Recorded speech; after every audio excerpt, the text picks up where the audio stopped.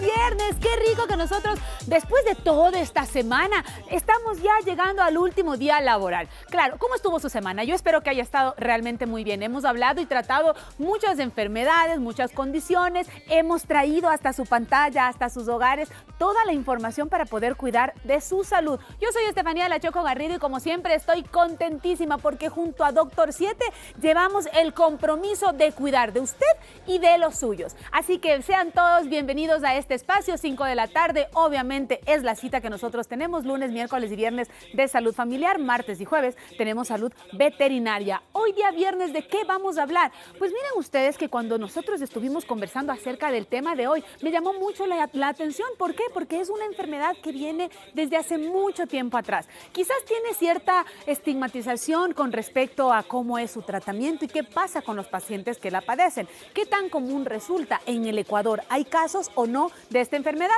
Y déjeme decirle que pues todo eso lo hablaremos a lo largo de nuestro programa. Hablaremos acerca de la enfermedad de Hansen, que ahora se le conoce así, o antiguamente llamada la famosa lepra. Esta enfermedad que para muchos resulta bastante temerosa y que incluso hasta en la Biblia hablan de ella. Así que hoy le invitamos a conocer un poco más acerca de esta enfermedad. Recuerde que esta es una enfermedad que hasta el día de hoy todavía está vigente en la humanidad. Así que conversaremos con el doctor Carlos Nieto para que él nos haga saber un poquito más al respecto. Pero por hoy, ¿qué le parece si también nos vamos hasta Instagram para conocer la pregunta de nuestra Meditrivia y de esta manera usted pueda participar junto a nosotros? ¿Dónde va a encontrar la Meditrivia? En las historias ¿de dónde? De Doctor 7. Si todavía no nos está siguiendo, tiene que hacerlo, por favor. Nos encanta que usted forme parte de nuestra familia digital. Doctor 7, doctor en letras 7 en números.es. Se va a encontrar con un montón de publicaciones súper interesantes para que pueda cuidar su salud. Curiosidades, temas y recomendaciones que son de su interés. Dele seguir, póngale compartir, póngale también a guardar, por favor, desde luego. Y así usted será parte de esta información bastante interesante. La Meditrivia está ahí ya, así que vaya y participe, ¿ok?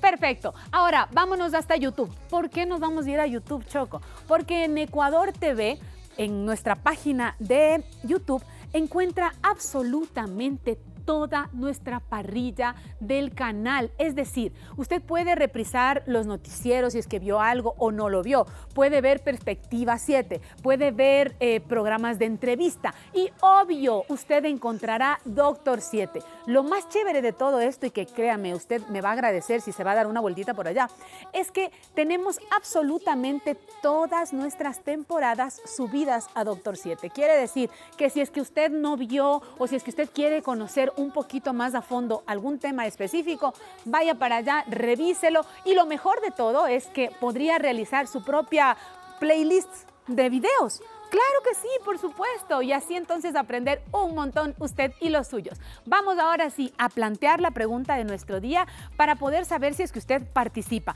Créame que la pregunta está bastante sencillita, ¿ok?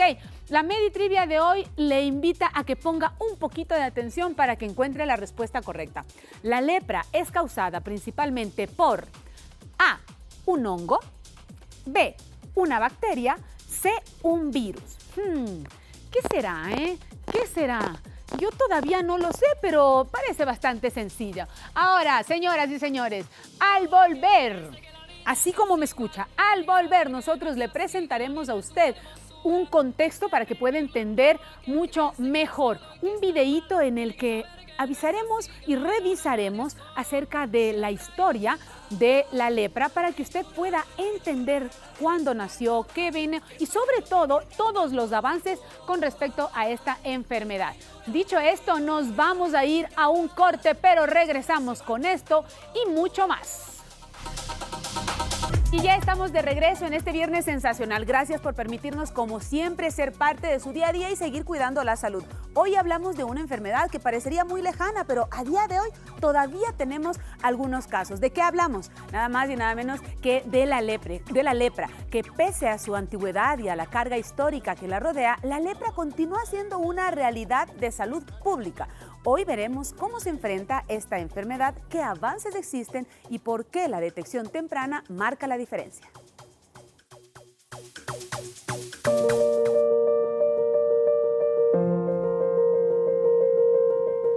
Desde tiempos remotos, esta enfermedad ha generado temor en distintas sociedades. Es una de las más antiguas documentadas por la humanidad y durante siglos fue interpretada como una maldición o castigo divino. Hoy se sabe que no es así. La lepra es una enfermedad que sigue presente y que afecta a más de 16 millones de personas en el mundo. En Ecuador, entre 2018 y 2022, registraron 566 casos, principalmente en personas de entre 20 y 49 años, según el Ministerio de Salud Pública. Las provincias con mayor incidencia fueron Guayaquil, Los Ríos, El Oro y Loja. Para 2024 se reportaron 25 nuevos casos en pacientes de entre 20 y 64 años. Aunque no existe una vacuna específica de uso generalizado para su prevención, el panorama actual es distinto al del pasado. Hoy la lepra es curable si se detecta a tiempo y el tratamiento evita secuelas, discapacidades y corta la cadena de transmisión. Ecuador mantiene la meta de eliminar la lepra para el año 2030.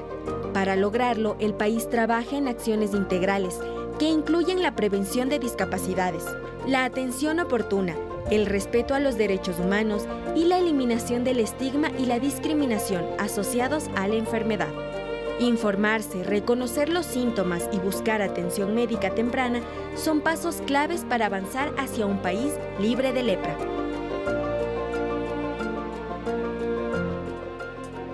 Decíamos que la prevención y también ese diagnóstico temprano marca la diferencia. Algunos casos se han seguido viviendo, Doc, y claro, hay cierto, muchas gracias, hay cierto estigma, ¿no es cierto, mi Doc? Hay como, tal vez las personas, a esta enfermedad la hemos visto tan lejana, y pues causa algo de sorpresa entender que todavía hay casos. Tan lejana y tan oculta, mi querida Choco, porque a nivel mundial, siempre, todos, cuando tú hablas de historia, hablas de lepra. Cuando tú hablas de desarrollo, claro, toda la parte de desarrollo de la humanidad, vas a hablar de lepra porque ha estado desde los primeros momentos de la humanidad. Tanto así que en muchos países y en muchas de las grandes poblaciones había ciudades específicamente para la gente que vivía con la parte de esta micobacteria que se llama Mycobacterium leprae. Y por eso, más o menos en 1837, más o menos, se cambia un poco la esencia de hablar de las personas que viven con lepra hacia la enfermedad de Hansen. Eso le iba a preguntar, exactamente. Doc. Ahora ya no solamente se le conoce como lepra, sino que tiene otro nombre. ¿Por qué se cambia este nombre? ¿Es tal vez porque ahora están tal vez con la información más actualizada y demás? ¿Será que tal vez la enfermedad mutó, creció, incluyeron nuevos síntomas? Bueno, sabes que en realidad el descubrimiento del microscopio fue una cosa maravillosa para la medicina porque nos permitió aislar ya las causalidades. Antes no se tenía idea, por eso es que por desconocimiento se le trataba como una maldición, como una enfermedad de la gente pobre, como una enfermedad de los pecadores inclusive. Claro. ¿Sí? Entonces obviamente lo que hacían es, inclusive hay comunidades, muchos de los sacerdotes, por ejemplo, hacían su oficio de comunidad cuando iban a estas islas donde estaban los enfermos del mar de Hansen o que convivían con lepra, porque ellos ya eran un estigma de vida, ellos sabían que se iban a contagiar y que iban a fallecer. Entonces imagínate todo el contexto, entonces lo daban siempre como un castigo. Por eso, porque es una contextualidad deshumanizadora. Entonces por eso ya el momento en que se descubrió cuál era el causante y que no solamente eso, sino que tenía cura, señores. El problema de esto cambia muy radicalmente cuando uno sabe que esta enfermedad no solamente se puede tratar, sino curar. Se cambia el nombre hacia la enfermedad de Hansen porque fue un médico noruego el que hizo los estudios y dijo, esto no puede ser solamente maldición o no puede ser solamente una cosa del diablo, sino que esto eventualmente debe tener una causa, y encontró a la bacteria que causa el mal de la lepra, y desde ahí se lo denomina enfermedad de Hansen. Ay, gracias, Doc, por darnos el contexto. No, encantado. Claro, con el contexto nosotros podemos entender mucho mejor, pero también hay que tomar en cuenta que esta es una enfermedad que antes estaba con este estigma de que si te toco, tengo lepra y entonces enseguida va a pasarme a mí también. Pero ahora los análisis y los estudios nos dicen lo contrario. No es una cosa tan solo de te toco y ya está. Correcto, mi Choquito. Pero para que tú veas que no es solamente antes. Estoy hablando de 1830, 1870, que más o menos se supo por qué. De 1870 ahora hay mucha gente que todavía sigue estigmatizando este tipo de enfermedades. Tanto así que cuando nosotros hacemos nuestra práctica en la formación de medicina, hay un solo hospital que queda en La Vicentina, y muchísimas gracias a los profesores que trabajan ahí porque son gente maravillosa, que da su apoyo a la gente que va, que convive con el mal de Hansen, que tiene este tipo de enfermedades crónicas, porque a veces dejan pasar mucho tiempo y que les dan cuidado y les dan tratamiento. Así como la gente piensa aquí en el Ecuador que no hay tuberculosis, pues sí, hay gente que vive todavía con tuberculosis y tenemos mucha gente que también vive con el mal de Hansen. Ok, entonces, ¿qué le parece, mi doc, si en este bloque podemos ahondar un poco más en esta enfermedad para poder entender exactamente qué ocurre con ella? Correcto. ¿Qué pasa con nuestro cuerpo, con nuestro sistema nervioso, que entiendo que es a él que le ataca? También. Ok, o sea, también. Es parte de, entonces es parte de. Por eso, cuando hablamos específicamente, lo primero que la gente debe entender es que hay un tipo de bacteria, ¿no es cierto? Un tipo de bacteria que tiene su núcleo, que tiene sus vainas acá, y este se llama el Mycobacterium, espérame con este que se va a ver un poquito mejor, se llama el Mycobacterium leprae. Antes todas las letras eran de latín y cosas por el estilo. Mira que el Mycobacterium también se asocia a otra enfermedad, o sea, es primo hermano del Mycobacterium tuberculosis. Ajá. Entonces, son bacterias que todavía hay en el contexto de la comunidad. Por eso te decía que hay mucha gente que cuando se hace una radiografía del pecho, por ejemplo, del tórax, y se encuentra un nodulito ahí como una calcificación, normalmente le decimos, mire, en algún momento usted en su vida ha tenido contacto con una persona con tuberculosis. ¿What? ¿Qué? No, yo nunca en la vida, si eso es solamente... No, señores. Usted vive en el Ecuador y por más que no tengamos unos casos tan alarmantes, hay comunidades a nivel de la Sierra Centro, en la Amazonía, donde que no hay tanta salud o tanto acceso a medicamentos, que todavía tenemos tuberculosis. Pero solamente era el razonamiento para que ustedes vean que es de la misma familia del Mycobacterium tuberculoso. Esta es una bacteria. ¿Qué es lo que hace la bacteria inmediatamente cuando entra en el organismo de un humano? Entonces, ¿qué es lo que se activa cuando hay un humano con una bacteria? Pues básicamente el sistema inmunológico. Muy bien, mi Choquito. Entonces, el sistema inmunológico lo que dice, ojo, vean, aquí hay una bacteria. Entonces, el sistema inmunológico rápidamente lo que va a hacer es aumentar la cantidad de los glóbulos blancos. Entonces, empieza a haber una actividad. ¿Cuál es el problema de este Mycobacterium leprae? Es súper pilas, es recontra hiper inteligente. ¿Por qué? Porque este no tiene apuro, señores. Este no es como el virus de la gripe, no es como una bacteria de la garganta en que le urge enfermar al paciente. Por eso, muchas veces tenemos un tiempo de latencia de días o semanas, por ejemplo, de 2 semanas. ¿Hasta cuánto crees que podría contagiar una persona que esté conviviendo con el mal de Hansen? Así, ponle un número así como que... ¿Será tal vez 2 semanas a un mes? A un mes, ok. ¿Qué dicen los chicos por ahí en nuestros colaboradores, nuestros amigos de las cámaras? ¿Qué dice, Shaggy? Por ahí alguna ¿De cosita? ¿De 2 semanas a cuánto? ¿A 3 meses? 3 meses. Por acá, Rich. 2 meses, Anita, 1 mes. ¿No es cierto? Allá Chinito nos dice... Porque una 4 infección, meses. 4 meses. Porque uno esperaría que en una infección nosotros estemos hablando de meses, ¿sí? Cuidado, chicos, porque inclusive es por 20 años. Puede quedarse en nuestro organismo 20 años. Es decir, yo ahora que tengo 38 me puedo contagiar, no tener ningún tipo de muestra que tengo conmigo el virus y en 20 años recién me entero. Porque básicamente lo que hacen este tipo de bacterias es tratar de ocultarse muchas veces en justamente el sistema nervioso. Así como lo hace la varicela zoster y se queda en el sistema nervioso para después darnos, perdón, la varicela inicial, para darnos varicela zoster o herpes zoster después, lo mismo hace esto. Por eso había muchas personas que no manifestaban mucha sintomatología y eran pacientes obviamente contagiantes.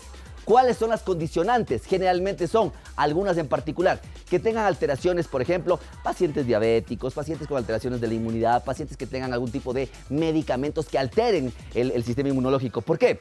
Porque cuando el sistema inmunológico activa a los glóbulos blancos, este Mycobacterium no es tan, como dicen por ahí en mi tierra, no es tan gil. Entonces se empieza a esconder y eso hace que no sea de manifestaciones inmediatas, mi querida Choco. Pero entonces, ahí comienzan algunas preguntas. Correcto. Porque durante estos 20 años, ¿cómo vive el paciente? No, pero hasta 20 años. Hasta 20 años. No es que todos van a ser 20 años. Hay gente que puede hacer, por ejemplo, si yo tengo alguna enfermedad inmunodeficiente, por ejemplo, y tomo medicamentos, si a mí me contagian, yo puede que en 2 semanas, 3 semanas ya tenga sintomatología. Esto va a depender no solamente del que me contagie, sino cómo está el paciente que recibe ese contagio, ¿ok? Con esta aclaración, entonces, exactamente. ¿qué pasa con el paciente que tiene el virus en su cuerpo y durante el tiempo hasta recibir la primera sintomatología? ¿Esta persona tendría algún tipo de muestra o su vida sigue siendo normal? Vamos a hablar un poco de diagnóstico en el otro bloque, pero lo más importante de esto es que empezando por esto, mi querida Choco, hay que alertar a la gente que le baje 2 puntos a la intensidad. ¿Por qué? Porque justamente por esto, mientras el sistema inmunológico de las personas está normal y está estable, ¿qué tan contagioso puede ser esto? A ver, cuéntenme.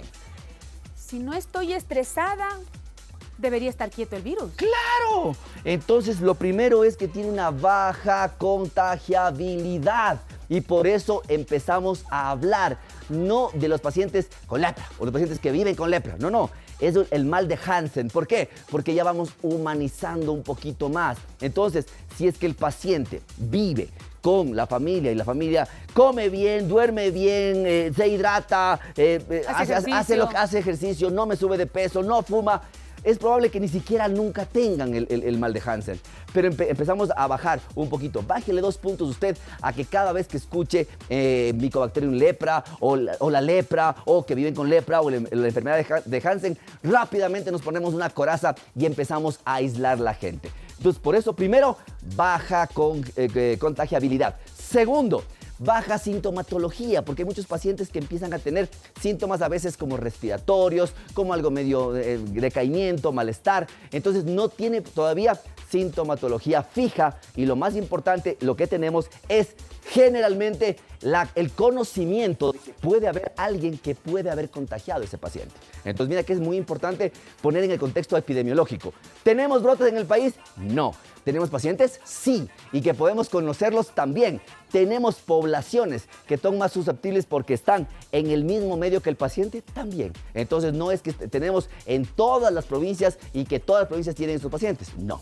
¿Cuánto tiempo podría tardar un tratamiento para la enfermedad de Hansen?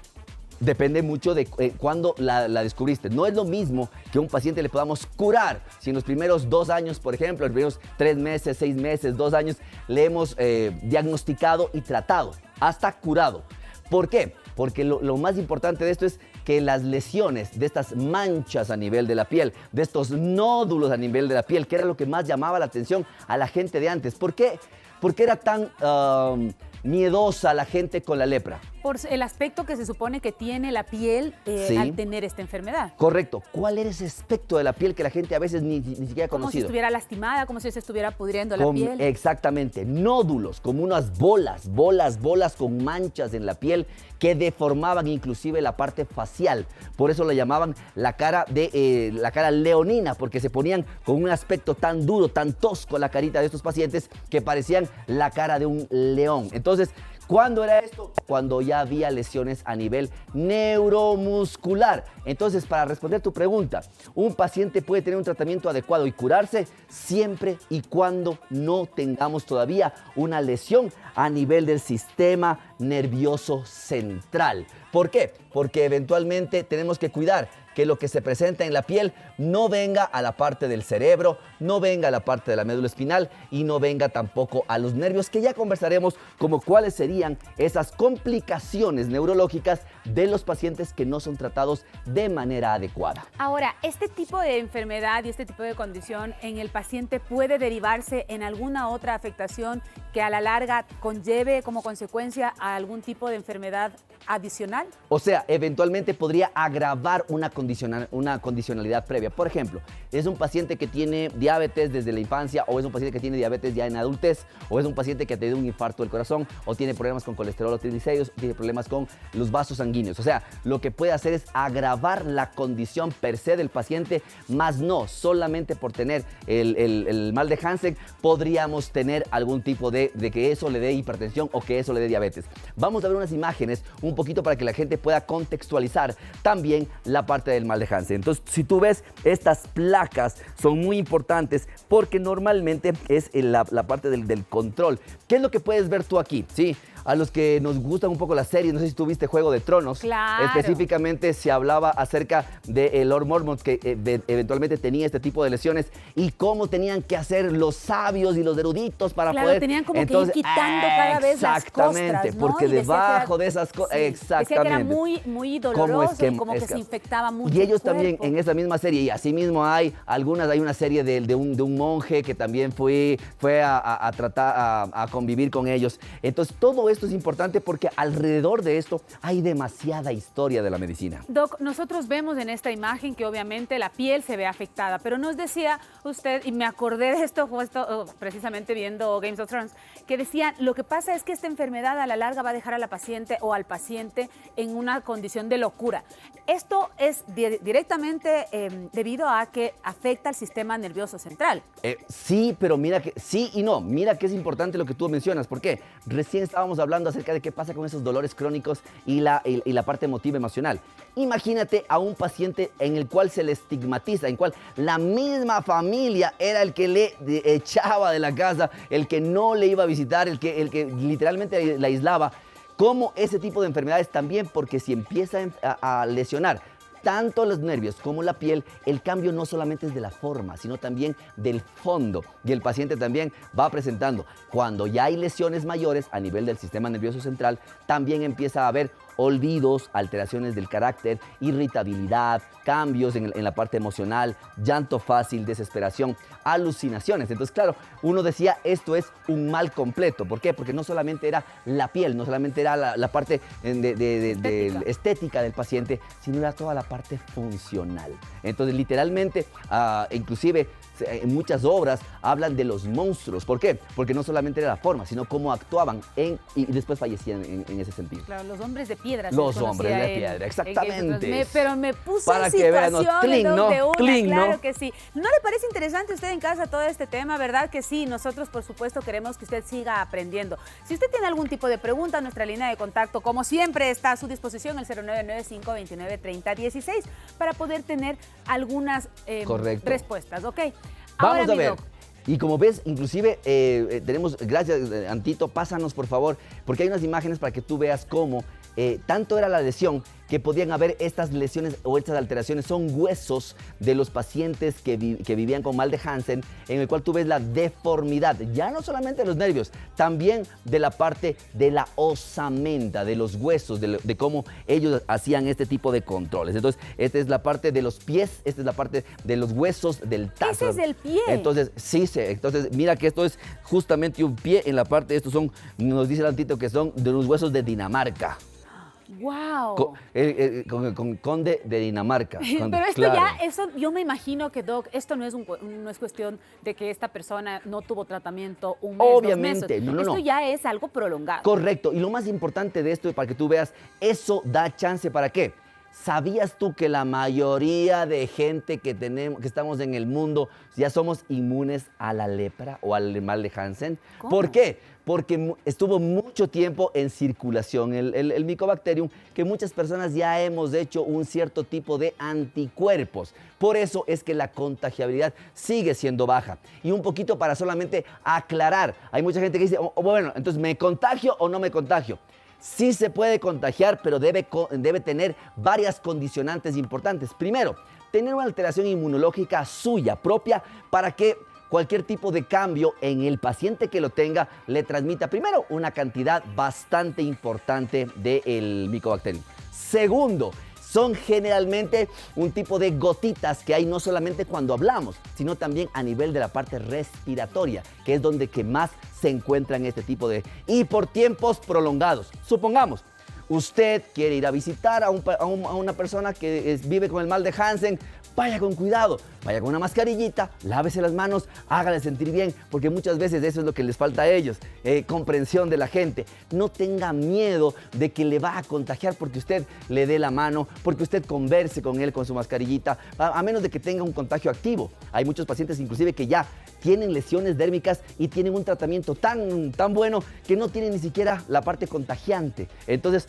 hay que, muchas veces uno dice, pero no se pongan mascarilla porque le van a hacer sentir mal. Cierto es, porque está con tratamiento. Entonces siempre hay que contextualizar. Así que necesitaríamos que tenga alteración del sistema inmunológico. 2, que tenga un contacto cercano de esta persona por las gotitas que podrían haber en la naricita. Y 3, que sea un contacto repetitivo. Son las condicionantes para probablemente tener un contagio por este tipo de bacteria. ¿Existe algún tipo de medicamento que pueda bloquear por completo a esta bacteria, Doc? O sea, hay tratamientos como es una bacteria. No, para prevenir me refiero, no para sanar. Normalmente igual que pasa en cualquier otro tipo de infecciones.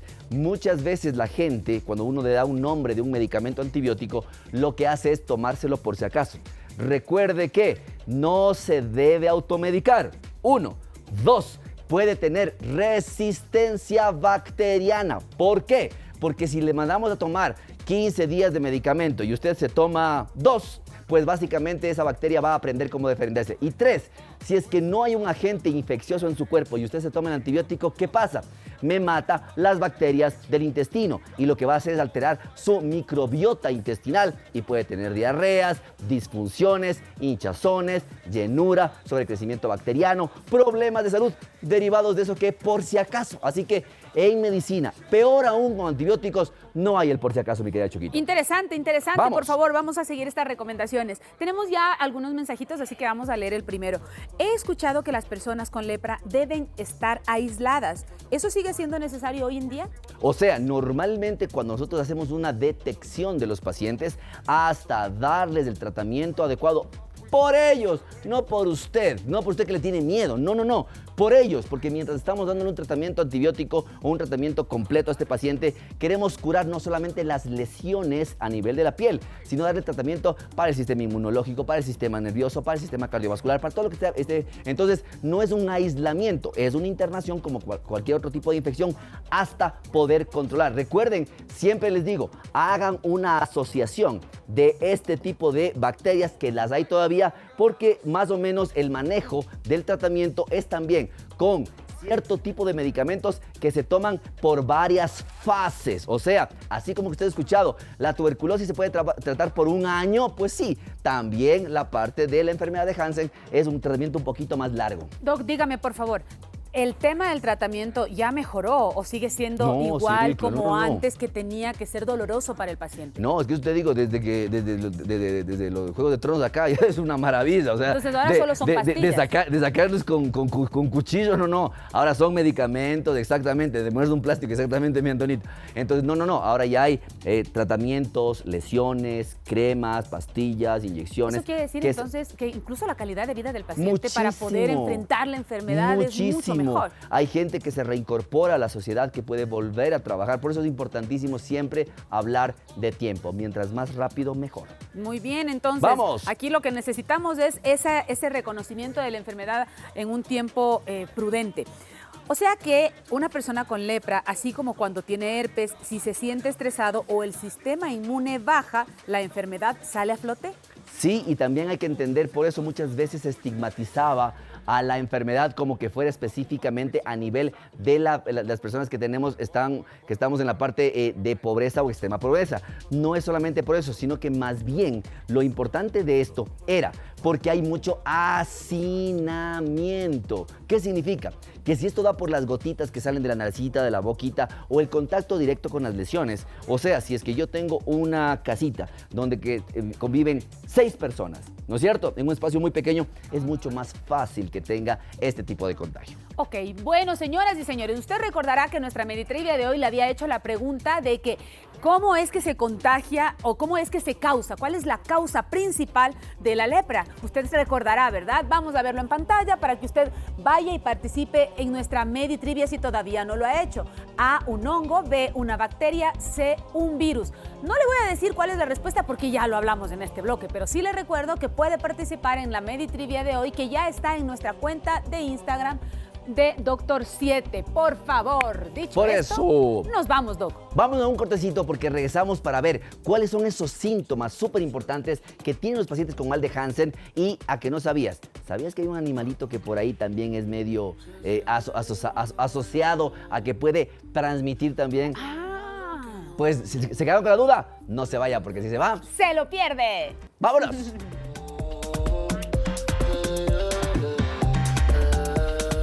Es viernes, el cuerpo lo sabe, señoras y señores. Por favor, vamos a cuidar la salud. Si hoy día va a salir con su familia, si va a salir con sus amigos, vaya con confianza. Cuide, por favor, qué come, qué toma. Claro. Y pórtese bien, ¿sí o no, Doc? Correcto. Hay que portarnos bonito. Es que eso digo, siempre uno tiene que cuidar, no tiene que abstenerse de hacer cosas que le gustan. Lo que siempre decimos es, vea, con moderación nomás. Va a salir, vea, baile, es un buen ejercicio, se va a reír, va a alegrar el alma también. Pero los excesos es el problema. Entonces ahí tenemos un poquito de inconveniente. Eso, ¿sabe qué es lo que pasa, Doc? Diga, Llevar cuénteme. el equilibrio no siempre es fácil. ¿Qué va a ser fácil? Pero eso es que vivimos normalmente así como estamos, ¿no es cierto? Correcto. Pero no se preocupe, que al menos para temas de salud nosotros le traemos la solución. Y recordemos que la salud preventiva es mucho mejor que ya llegar a los daños en nuestros cuerpos. Hoy estamos hablando de una enfermedad que está muy ligada, como lo decía el Doc, al tema de histórico, ¿no? Porque Correcto. es una enfermedad con muchísimos años ya en la existencia de la humanidad. Hablamos de la lepra o enfermedad de Hansen.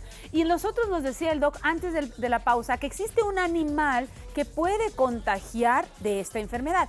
¿Será en serio, Doc? Sí, sabes que está asociado generalmente en algunos estudios amplios con un animalito del cual, no sé si está en peligro de extinción todavía, pero que en mi tierra, en el oriente, es bastante chévere porque se hace como un rollito. ¿Sí? El armadillo. Exactamente, exactamente. Entonces, normalmente este es uno de los que puede transmitir este tipo de bacteria en particular. Y claro, por eso hay mucha racionalidad en que muchas zonas del oriente ecuatoriano también tiene este tipo de enfermedades. A ver, pero entonces, una cosa es que tenga la bacteria, Sí. y otra cosa es que esté enfermo. Correcto. Entonces, normalmente se llaman vectores. ¿Cuál es el vector? Es aquel que tiene el causante de una enfermedad, pero que no se enferma, que la transmite. Entonces, ojo con eso que estamos conversando. Okay. Entonces, de todo esto, lo más importante que te decía, ¿dónde es la mayor afección que tiene este tipo de Al bacteria? sistema nervioso. Exactamente. Entonces, primero, lo que vamos a ver es a nivel de la piel.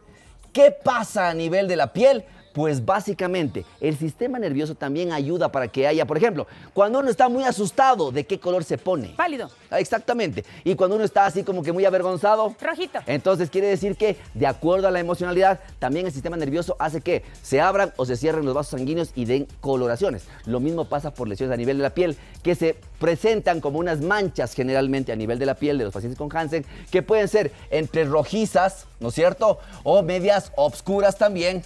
Pero lo más importante, no tienen sensibilidad, no duelen. O sea, son unas manchas que primero no duelen. Entonces, lo que pasa es que también después de esto, como se altera la parte de la piel va creciendo y se forman como unas placas, como unos nódulos. Entonces, también la piel presenta nodulaciones.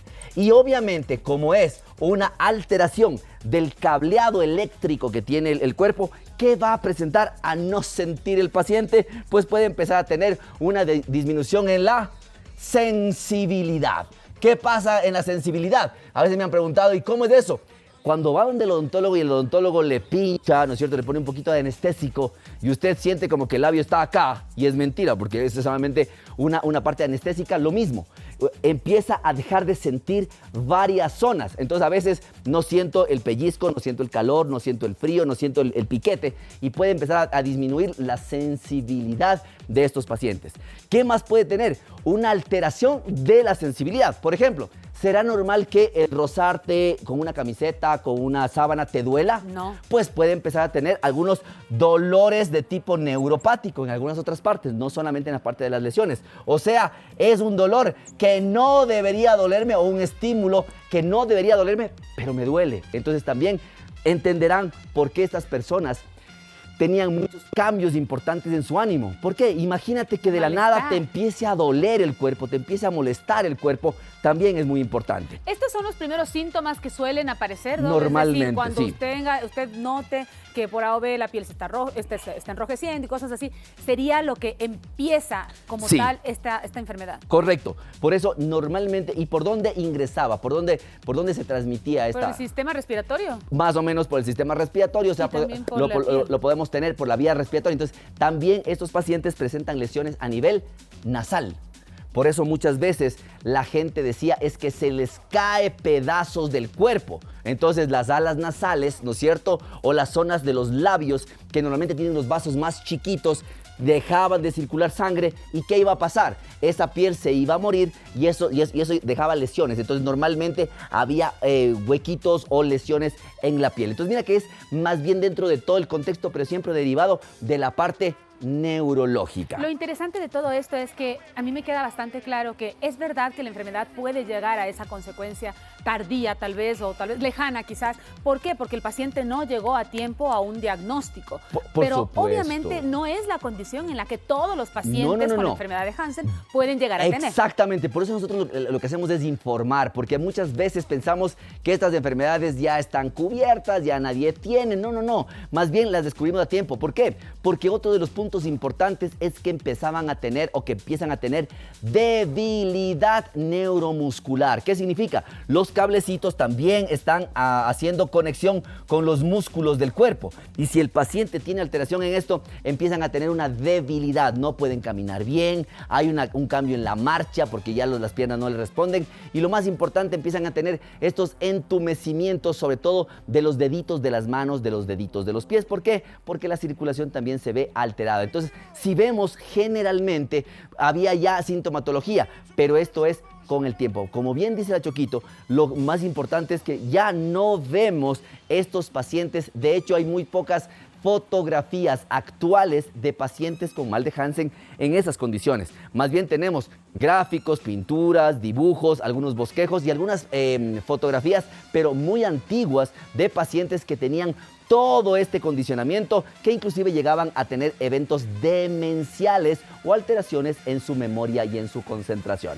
Doc, ¿este tipo de enfermedad podría estar llegando para un niño, para un adolescente? Tal vez es más común en personas de la tercera edad, hombres, mujeres. ¿Hay tal vez algún tipo de sesgo en este sentido? No hay ningún tipo de sesgo, sino que más bien lo que habíamos dicho, las condicionantes. Si tengo, por ejemplo, una familia en hacinamiento, ¿qué es hacinamiento? ¿Qué es hacinar? Es que en un poco espacio tenga muchas personas y muchas veces inclusive que estén conviviendo con animales de la casa. Por ejemplo, no el gatito, no el perrito, sino que a veces tengo ahí metido que el burrito, que la cabrita, que la ovejita, que las gallinas. Porque recordemos que cuando hay todo este tipo de eventos, el armadillo, o sea, sí hay también. Entonces, cuando convivimos en un espacio muy cerrado, es mucho más fácil. Si tengo un niño, por ejemplo, de 5 años, desnutrido, que no tenga una buena, que no tenga un buen peso, una buena talla para él, probablemente sí, si es que tiene un familiar cercano, por el contacto cercano, por la cantidad de veces que estén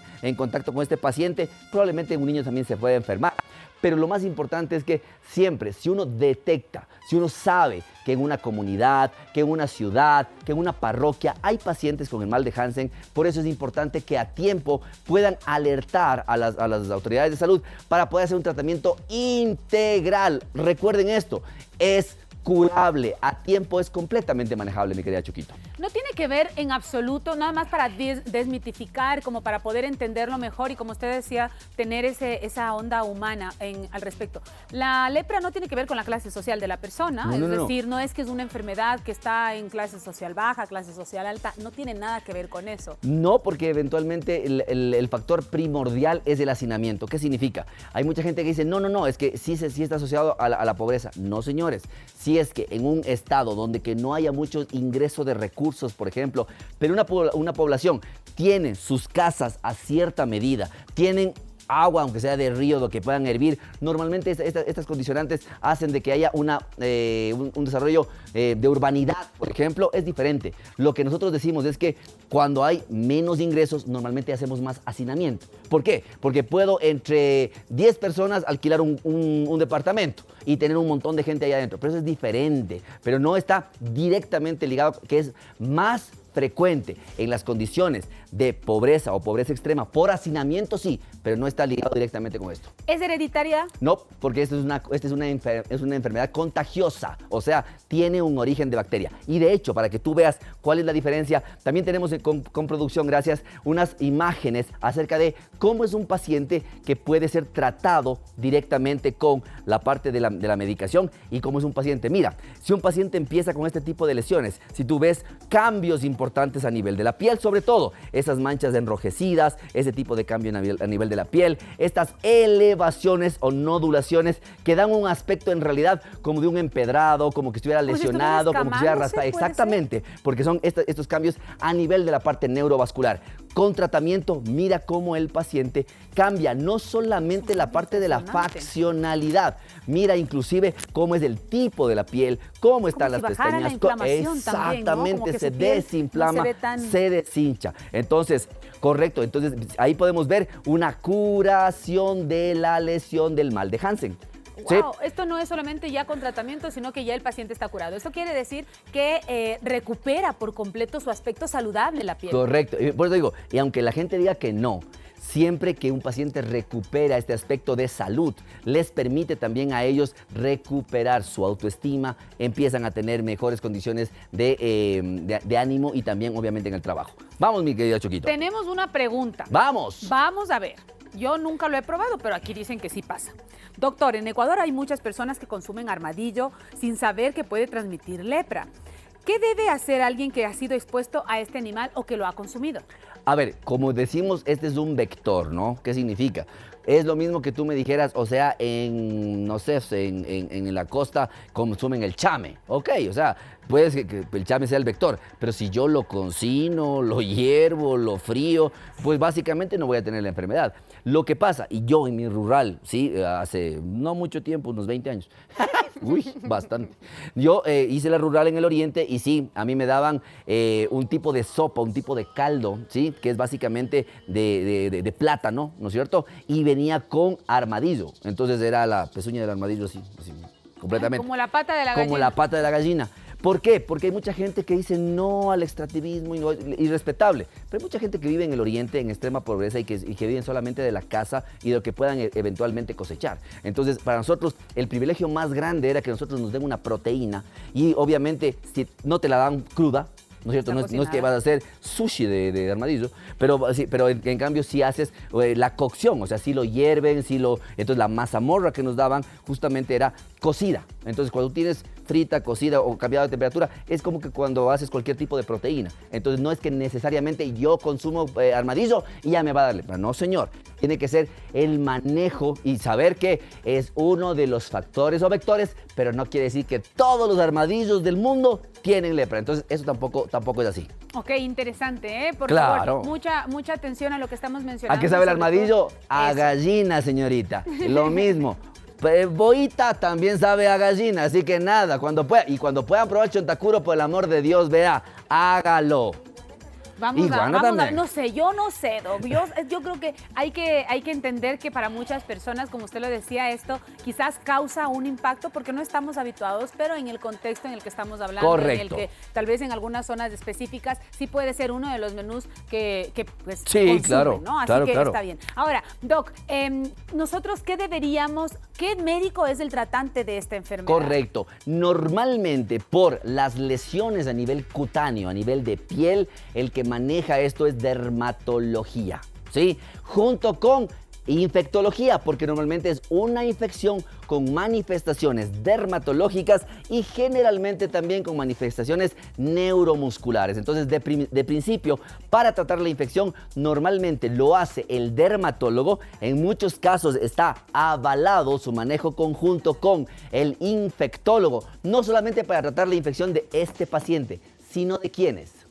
De las personas que están alrededor de su familia. Exactamente, de todas las personas que puedan haber sido contacto de este paciente, como para levantar un plano básicamente epidemiológico y saber, estas otras personas, alguna de ellas tiene factores de riesgo como para. Entonces recuerden por qué, porque las manifestaciones clínicas de estos pacientes pueden empezar en meses después de la infección o hasta años. 20 años. Entonces, vean ustedes que es súper importante porque hay muchos pacientes que pueden tener algunos tipos. Entonces, no tenerle miedo.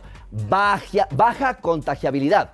2, necesidad de unos factores de riesgo muy importantes. Y 3, hay tratamiento y hay cura, señores. Lo vieron en la imagen también. Me gusta todo esto. Nosotros vamos a separar por unos minutitos porque vamos a una pausa, pero al volver tendremos las recomendaciones que usted necesita tomar en cuenta y obviamente también esa parte más social de la enfermedad, en donde vamos a romper esos tabúes y también vamos a hacer que quitemos de nuestra mente el estigma de la enfermedad de Hansen. ¿Volvemos, Doc? Pues venimos en un momento y no se vaya, porque el tratamiento se lo decimos cuando regresemos, porque si se va, se lo pierde. Bueno, amigos, nosotros estamos de regreso rápidamente en nuestro último bloque, en el último bloque para hablar de la enfermedad de Hansen, o conocida antiguamente como la lepra. Hablábamos de que esta es una bacteria que puede estar en nuestro organismo, que obviamente esta es una enfermedad que parece tener cierta inteligencia y que sí, es verdad, podría durar semanas, pero también llegar a estar en nuestro organismo por 20 años. Con esto no queremos alarmarlo, solamente queremos que usted sepa exactamente que la prevención de esto o el descubrimiento preciso a la edad precisa, claro, a la edad, y que obviamente el diagnóstico sea a la hora precisa y a tiempo, correcto, marca la diferencia. Doc, es que ¿cómo sí entonces hacemos la prueba de esta enfermedad? Correcto. ¿Cómo tendríamos nosotros un diagnóstico? Normalmente el diagnóstico generalmente es bastante clínico, de hecho. O sea, normalmente ya vemos a un paciente que ha tenido contacto con alguna persona cercana, que tiene lesiones, que tiene este tipo de lesiones, que nos permite clínicamente saber si el paciente tiene una enfermedad leve, ¿no es cierto? Que es, veo algunos cambios, manchitas, lesiones, cosas por el estilo. Y lo más importante, hacer el diagnóstico de identificar al Mycobacterium leprae en las lesiones. O sea, eso es pero particular. Se hace un estudio específicamente en el laboratorio donde que se toman muestras de las lesiones y esto permite identificar. Y mientras más rápido mejor, porque nos permite, como les decía, clasificar en infecciones leves y lesiones severas. O sea, qué tan avanzado. Y ahí entra la parte del tratamiento. No sé si tú sabías, pero el tratamiento tanto de la tuberculosis como también del mal de Hansen es gratuito. O sea, la Organización Mundial de la Salud ha hecho que esto esté dentro de los planes de manejo de todos los gobiernos a nivel mundial, porque eventualmente son medicamentos que deben ser asequibles. Como decíamos, no está directamente en la pobreza, pero está asociado a niveles socioeconómicos más bajos, sobre todo por la parte de que comparten en espacios muy pequeños en hacinamiento. Entonces, la idea siempre es controlar. Por eso ustedes no ven en las ciudades, en las calles, en capital de provincias, a muchos pacientes con mal de Hansen, porque son más bien nichados en cierto tipo de poblaciones. Entonces, y la medicación tiene que ser manejada por lapsos. O sea, no es que usted va a tomar un medicamento por un mes, o por 15 días, o por 2 semanas. Cuando son leves, generalmente, y esto lo vamos a ver, mi querida Choquito, hay medicamentos bastante interesantes, entre ellos uno bastante conocido para muchos pacientes de la Sierra Centro o que han tenido algún tipo de enfermedad tuberculosa. Por ejemplo, la rifampicina. La rifampicina, ¿sí?, es muy interesante porque es un medicamento que se empezó a realizar como un medicamento para eliminar líquido del cuerpo, como un diurético. Pero se veía que tiene un importante control sobre algunas infecciones. Los pacientes que queríamos nosotros deshidratar o controlar un poco la presión, que también era otra parte, terminaban sin infecciones. Entonces, rifampicina, ¿sí? Hay otra que se llama la Dapsona. ¿Ok?